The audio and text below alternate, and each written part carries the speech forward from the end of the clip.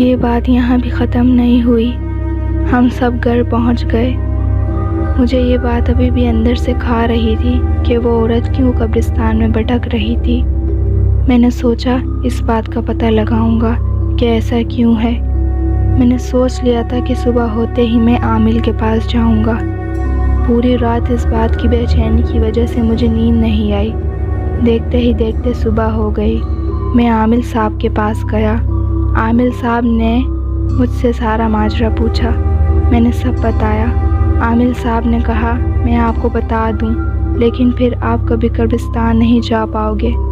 میں نے عامل صاحب سے کہا آپ مجھے بتا دیں، شاید کوئی حل بھی ہو۔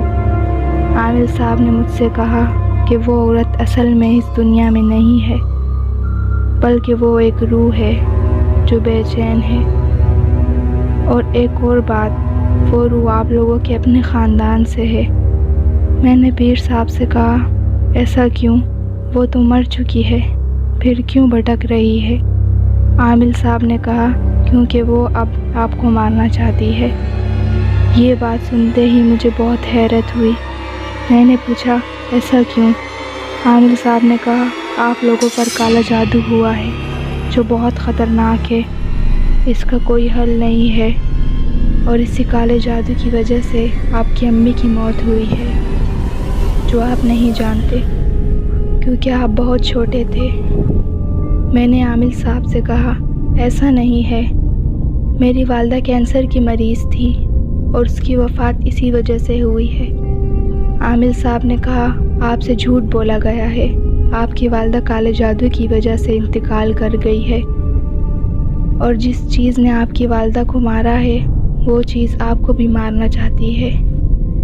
میں نے عامل صاحب سے کہا ہم نے کسی کو کیا بولا ہے جو وہ چیز مجھے مارنا چاہتی ہے؟ میری والدہ بھی کالے جادو کی وجہ سے مری ہے، یہ بات مجھے اب پتہ چل رہی ہے، ان کا کیا قصور تھا؟ میں نے عامل صاحب سے کہا یہ سب کس نے کیا ہے؟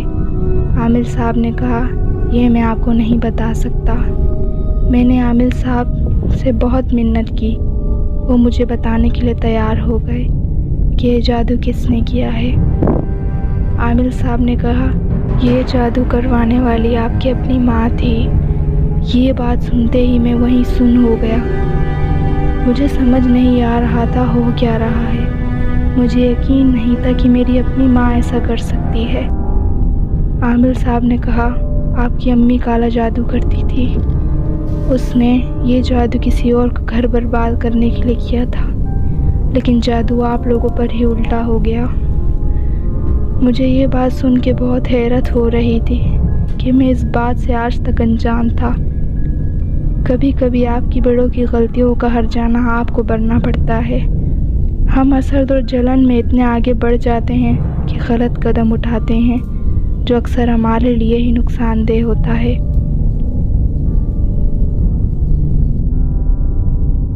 آئی ہوپ گائز آپ لوگوں کو اسٹوری اچھی لگی ہوگی۔ ایسی اور اسٹوریز کے لیے میرے چینل کو سبسکرائب کیجیے، لائک کیجیے اور کمنٹ کیجیے۔